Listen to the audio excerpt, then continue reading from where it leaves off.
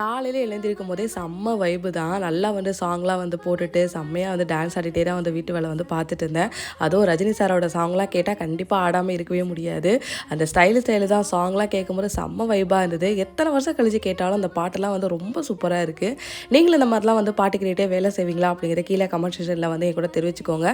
அதேமாரி உங்களுக்கு என்ன சாங் பிடிக்கும் அப்படிங்கிறதே கீழே கமெண்ட் செக்ஷனில் வந்து தெரிவிச்சுக்கோங்க. ஸோ செவ்வாய்க்கிழமை தான், பட் சாம்பார் வைக்கக்கூடாதுன்னு சொல்லிட்டு முருங்காய் போட்டு புளிக்குழம்பு தான் வந்து ரெடி பண்ணியிருந்தேன். புளிக்குழம்பு வச்சு ரொம்ப நாள் ஆயிடுச்சு எங்கள் வீட்டில். ஸோ இன்றைக்கி கண்டிப்பாக வந்து வச்சிடணும்னு சொல்லிட்டு தான் ரெடி பண்ணிட்டு இருந்தேன். கூடவே வந்து காலிஃப்ளவரில் பக்கோடா மாதிரி வந்து பண்ணியிருந்தேன். காலிஃப்ளவரை நல்லா வந்து வேக விட்டுட்டு பஜ்ஜி மிக்ஸை வந்து கலந்துக்கலாம். இல்லைனா கடலை மாவு மிளகாத்தூள் வந்து போட்டுட்டு நல்லா வந்து எண்ணெயில் பொரிச்சு எடுத்தோம் அப்படின்னா பக்கோடா மாதிரி சூப்பராக வந்து ரெடி ஆயிரும். அதுக்கப்புறம் வந்து ஆம்லேட், அதுக்கப்புறம் வந்து அப்பளம். ஸோ இன்றைக்கி காலையிலே வந்து சாதம் வந்து ரெடி பண்ணியாச்சு. பாப்பாவுக்குமே வந்து நல்லா சாதத்தில் ஆம்லேட்டு வச்சு அதுக்கப்புறம் நல்லெண்ணெய் ஊற்றி நல்லா வந்து ஊட்டி விட்டேன். பாப்பா நல்லா வந்து சாப்பிட்டாங்க.